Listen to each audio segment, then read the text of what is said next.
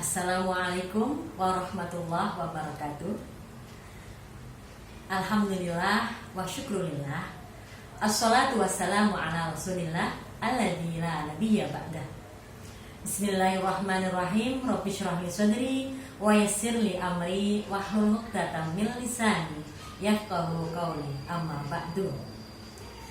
Kepada Ketua PAC Fatayat NU Cilongok beserta jajaran kepengurusannya, kepada segenap Ketua Ranting Fatayat NU Anak Cabang Cilongok dan juga beserta jajarannya pula, dan tak lupa kepada sahabat Fatayat yang senantiasa bersemangat dalam menebar manfaat. Alhamdulillahirabbil alamin. Hari ini kita masih diberi kesempatan oleh Allah untuk bertemu dengan bulan yang sangat mulia, yaitu bulan suci Ramadan. Alhamdulillah, Allah telah memberikan kepada kita beragam kenikmatan yang tidak mungkin kita bisa hitung satu persatu. Salawat beserta salam senantiasa terlimpah, tercurah kepada Nabi akhir zaman, Nabi Muhammad SAW, yang senantiasa berjuang dalam mengangkat kita dari alam zulumat, dari alam kegelapan, ila nur, kepada cahaya, yaitu dengan adanya agama Islam.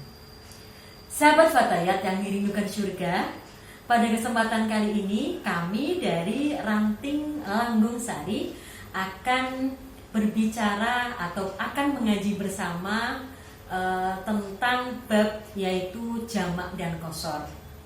Dan dalam hal ini pemateri telah hadir di antara kita, yaitu sahabat Siti Abidah Sukyah LC, yang akan memberikan pemaparan materi tentang sholat jamak dengan sholat qashar.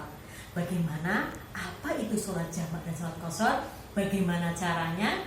Mari kita saksikan bersama, kita dengarkan bersama penjelasan dari sahabat Siti Abidah Sukyah LC. Kepada sahabat Siti Abidah Sukyah LC, disilahkan. Terima kasih sahabat Uni.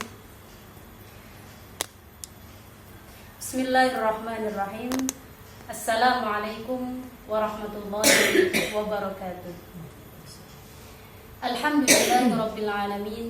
Wassalatu wassalamu ala asyrafil anbiya'i wal mursalin sayyidina wa maulana Muhammadin wa ala alihi wa ashabihi ajma'in, amma ba'd. Sahabat Fatayat yang berbahagia, insyaallah pada kesempatan kali ini kita akan membahas bersama tentang jamak dan qashar. Pada kesempatan kali ini kita akan membaca dari kitab Safinatun Najah dengan muallif Syekh Salim Al-Hadrami, yang insyaallah membahas tentang syarat jamak taqdim, jamak ta'khir, dan qashar. Sebelum kita mulai pada pembahasan selanjutnya, marilah kita hadiahkan Al-Fatihah untuk muallif. Lahul Fatihah. Sahabat Fatayat yang berbahagia, jamak berasal dari kata bahasa Arab yaitu al-jam'u, yang artinya mengumpulkan. Di mana di sini adalah kita mengumpulkan dua sholat untuk dilakukan dalam satu waktu. Jamak terbagi menjadi dua macam. Yang pertama adalah jamak taqdim, yaitu mengumpulkan dua sholat untuk dikerjakan dalam satu waktu, yaitu pada waktu sholat yang pertama. Kemudian yang kedua adalah jamak ta'khir, yaitu mengumpulkan dua sholat untuk dilakukan dalam satu waktu, yaitu pada waktu sholat yang kedua. Jadi ketika kita menjamak sholat zuhur dengan asar dengan jamak takdim, maka kita melakukan kedua sholat itu pada waktu sholat zuhur. Ketika kita menjamak dua sholat itu dengan jamak takhir, maka kita melakukannya di waktu sholat asar. Kemudian sahabat, pembahasan selanjutnya adalah tentang qasar. Qasar adalah meringkas, yaitu kita melakukan sholat yang jumlah rokaatnya 4 rokaat, kita melakukannya menjadi 2 rokaat.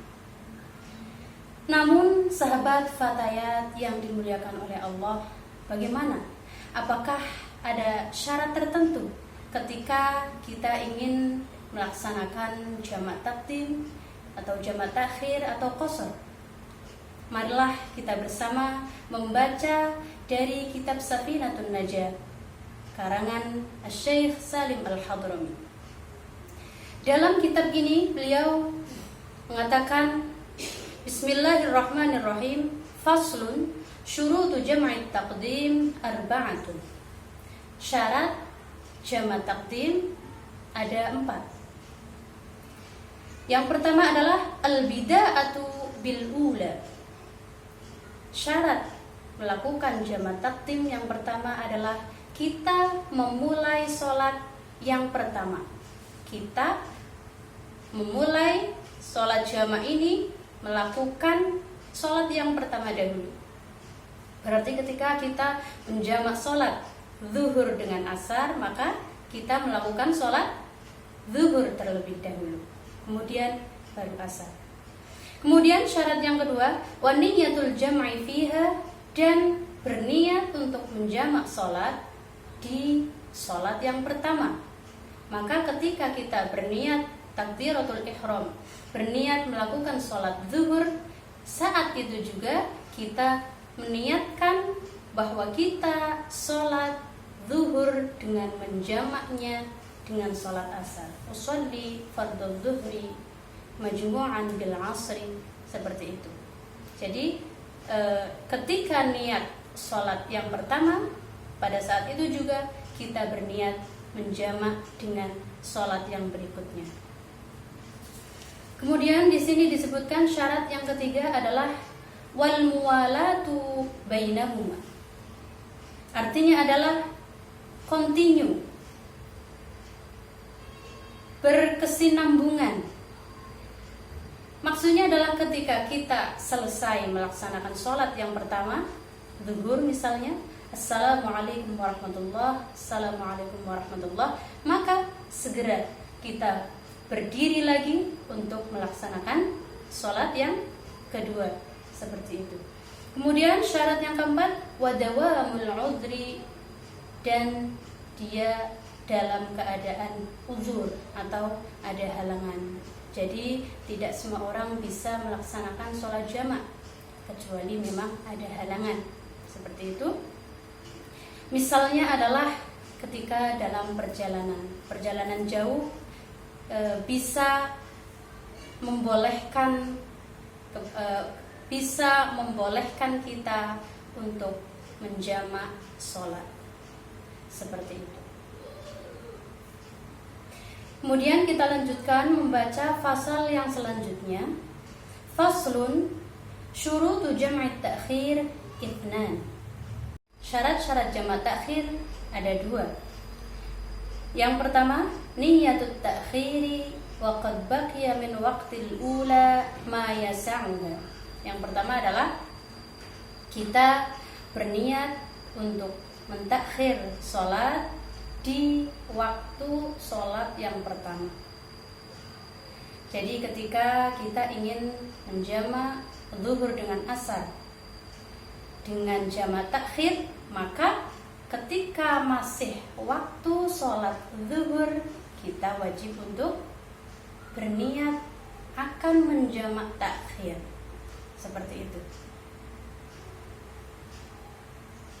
Kemudian syarat yang kedua adalah wadawamul udri ila tamamit tsaniyati.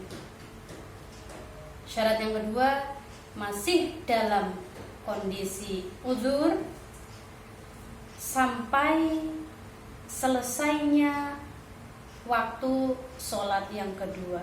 Jadi ketika uzur ini adalah safar atau bepergian, maka kita masih dalam perjalanan hingga habisnya waktu sholat yang kedua. Itu syarat kita melaksanakan jama' takhir.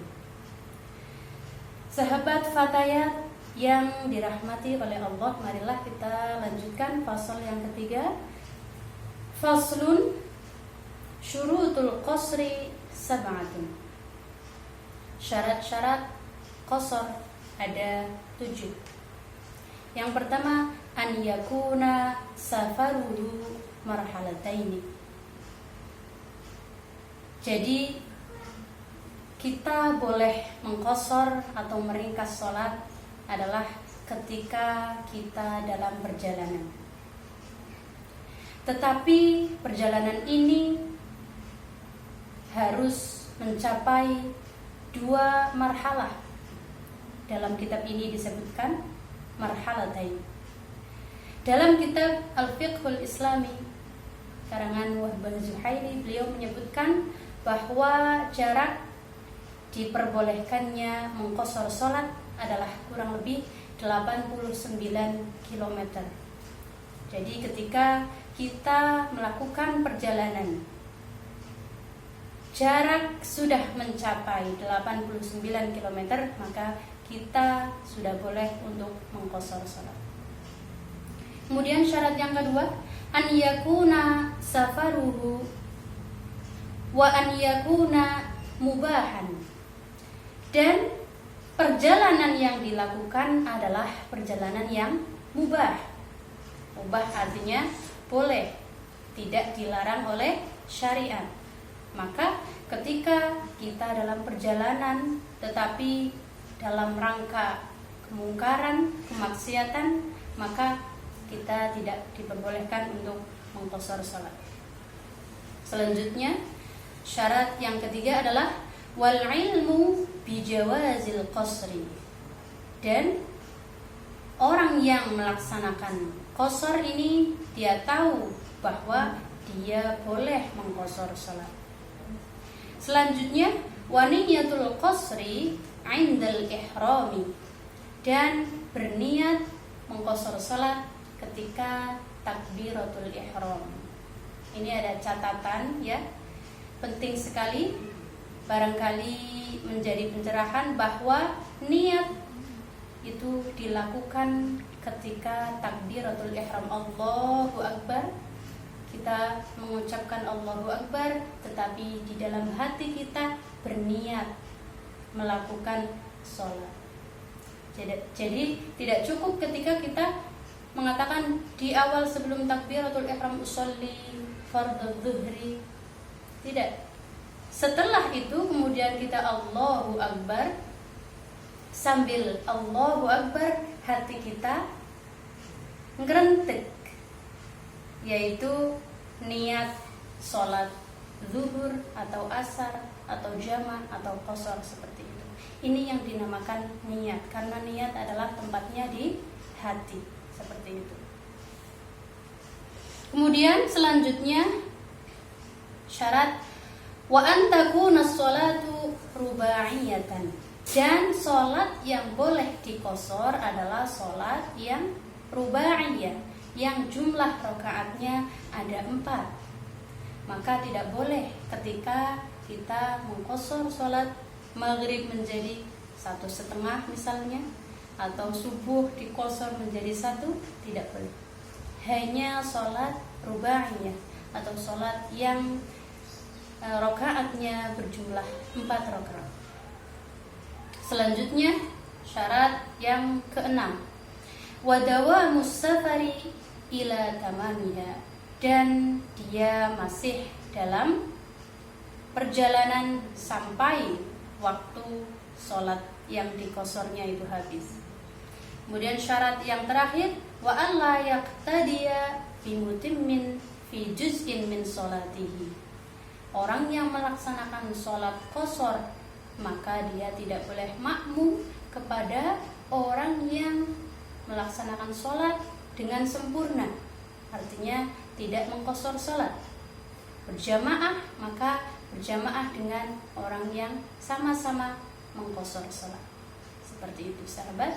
Semoga pembahasan pada kali ini menjadi bermanfaat. Segala kesalahan mohon maaf yang sebesar-besarnya. Wallahul muwaffiq ila aqwamit thoriq.